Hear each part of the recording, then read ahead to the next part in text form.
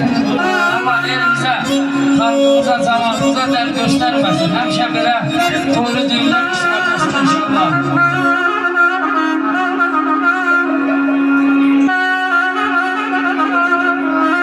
Bir də deyir ki, bir insan nə qədər saralıb solar, ürəyi ağlayar, gözləri dolar. Deyirəm, ilahi nə gözəl olar, adamın keyfini pozan olmuyor. Qoyulan hörmət də qoyulada. Ən çətin zamanda yetələrdə da. Bu fani həyatda, fani dünyada yaxşını pis ilə yozan olmuyor. Dərdini dostunla böləsən gərək. Sevgilin həsrətin çəkməsin ölək. Sağında solunda mərdimazar tək ayağın altını qazan olmuyor. İnsanlar uymuyor, dövlətə, vara. Fikirlər bu qədər olmuyor qara. Yolundan azanı çəkələr dara, yolunu izini yazan olmuyor. Aşığın mizrabı toxuna səza. Gözəllər özlərini çəkələr naza. Şairlər hər vaxtı sevgidən yazar. Həsrətdən, kədərdən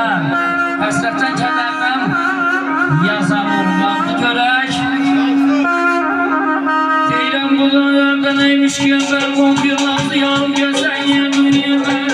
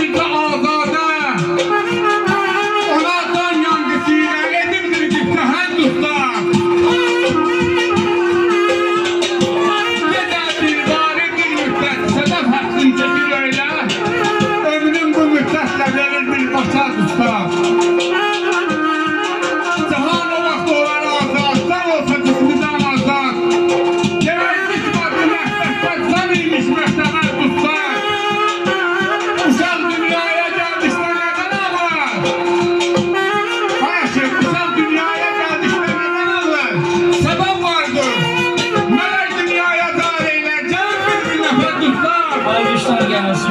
Bakın hala